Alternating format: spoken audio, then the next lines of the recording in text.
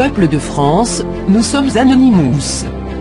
Depuis 1913, la population mondiale est sous le joug de la réserve fédérale américaine et de son dollar si miséricordieux.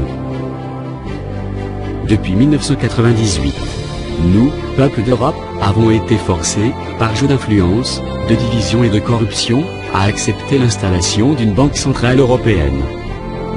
Il est important de souligner qu'une banque centrale prête l'argent au gouvernement. Elle ne lui donne pas et ne travaille pas pour le gouvernement, mais avec le gouvernement. Nous avons donc une dette impossible à rembourser. Et malheureusement, ce n'est que la première d'une très longue liste. En partant de là, il nous apparaissait de plus en plus évident que toute cette union monétaire n'était en définitive qu'une liste en esclavage indirect. Malheureusement, il y a exactement 112 jours, les ministres des Finances des pays membres de l'Eurozone n'ont fait que confirmer nos craintes en se livrant au vol direct sur le compte des épargnants chypriotes, et ce, pendant que M. Moscovici terminait tranquillement sa nuit sur la table durant la réunion de crise de l'UE. De plus, notre Premier ministre M. Jean-Marc Ayrault a eu le culot de déclarer: Venez voir les services de l'État pour que vous puissiez régulariser votre situation. Le temps de la fraude, le temps des paradis fiscaux, ce temps-là est en train de disparaître. Alors que le ministre du Budget Jérôme Cahuzac, accusé d'avoir eu plus de 600 000 € sur un compte en Suisse, est toujours en liberté. Nous, peuple de France, estimons qu'il s'agit d'un comportement indigne d'un gouvernement. Et pour ne rien arranger, de nombreuses mesures d'austérité nous menacent. Gel des retraites de base et des aides sociales, faillite imminente des 4 principales banques du pays, impôt sur la valeur de votre logement et d'autres surprises nous attendent en chemin. Et maintenant, que faisons-nous? Peu d'options nous sont disponibles. La France est attaquée et il semble de plus en plus évident que l'armée va tenter de s'émanciper de la domination des banksters. Mais ne vous leurrez pas.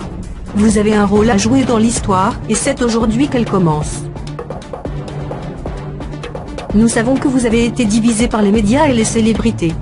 Plus beau, plus laid, plus riche, plus pauvre, pervers, timide, immigré, skinhead, juif, pour ou contre le mariage gay.